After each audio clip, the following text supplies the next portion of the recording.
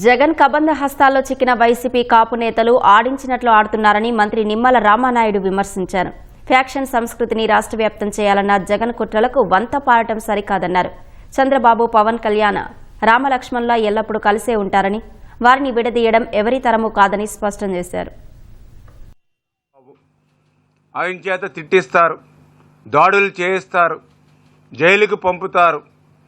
మరి ఇంకా జీవితంలో ఇంకెప్పుడు కూడా జగన్మోహన్ రెడ్డిని వదిలి బయటికి వచ్చేటువంటి పరిస్థితి లేకుండా ఆయన్ని బందీగా చేసేటువంటి పరిస్థితి. ఇంకా జీవితాంతం జగన్మోహన్ రెడ్డికి ఆ పేరునని ఊడిగం చేయవలసిందే. అట్లా ఊడిగం చేయలేకపోతే తన చేతిలో ఉన్నటువంటి వాళ్ళ కేసుల చిట్ట ఈ జగన్మోహన్ రెడ్డి ఇప్పుతాడు. నేరస్తులను తయారు చేసేటువంటి కర్మాగారం ఇవాళ వైఎస్ఆర్సీపీ పార్టీ, నేతలను తయారు చేసేటువంటి కర్మాగారం తెలుగుదేశం పార్టీ.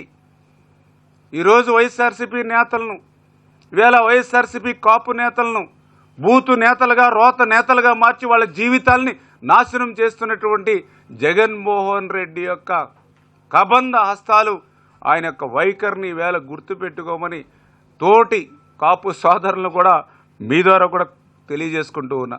అంటే చరిత్రలో కాపులకి రిజర్వేషన్ ఇచ్చింది ఇద్దరు. ఒకటి దళిత బిడ్డ దామోదర సంజీవయ్య, రెండవది నారా చంద్రబాబు నాయుడు గారు. కాపు చరిత్రలో రిజర్వేషన్లు రద్దు చేసింది ముగ్గురు.